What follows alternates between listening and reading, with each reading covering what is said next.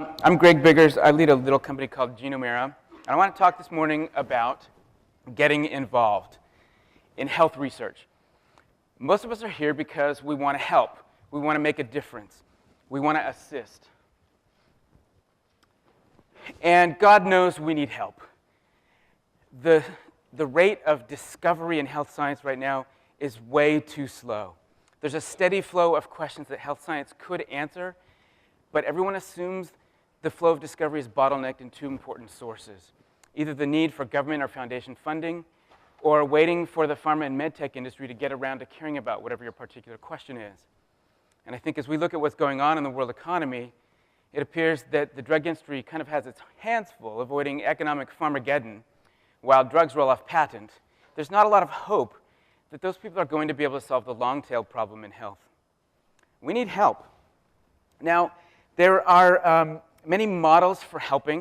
In the United States, we have a centuries-old tradition for people helping in farm industry. For over 100 years, in the early founding years of our country, it was popular for plantation owners to own other people who helped run the farm. We called that slavery. Many years later, some progress had occurred. These people helping were no longer owned by the plantation owner, but they were still basically economically dependent on the old system. And so they worked out an arrangement where these people, these resources, would assist on the farm, but really not take part in the gains of what was happening, have no real stake in the system. But they were helping, and they were supposedly independent. We called this sharecropping. As we think about helping in digital health research, we need some new models to avoid exploitation of those helping. We need new models that are much more participative. And the people that I've been working with a lot lately are undergoing a transformation in how they think about themselves in relation to their own health and the research enterprise. Moving from N is someone else, I hope somebody I don't know is doing a study about something, the results will be published, and I or my doctor will know what to do, to N equals me, I'm getting a bunch of data about myself. I ought to be able to ask that data questions.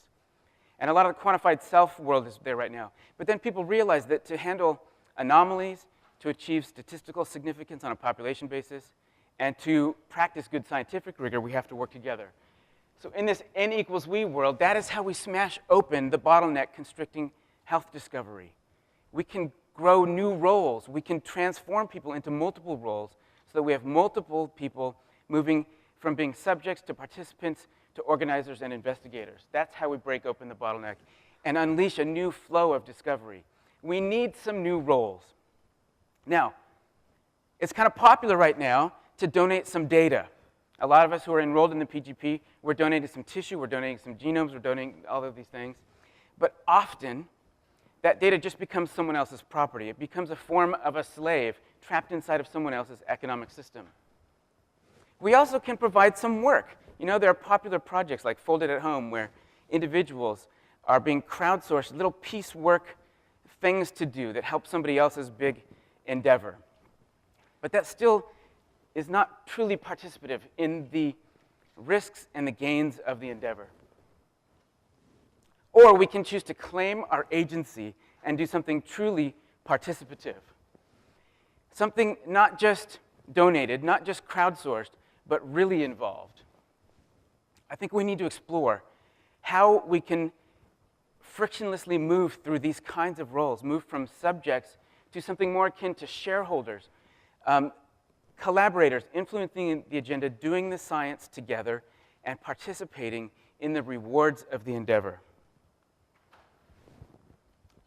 What I'm saying, in a tiny nutshell, if you only remember this, is in this world where there's so much excitement about citizen science, let's not get too carried away, because citizen science isn't just donating my data. That's just science on citizens. I think we need something more, and that's what I want to talk about today and over the next year. So today, many of us are participating in microbiome stool sampling on behalf of the PGP, so we can literally give a shit today. But don't stop there. Thank you.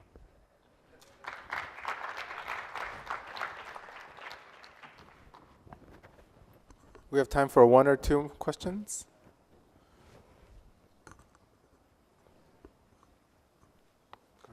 Hi.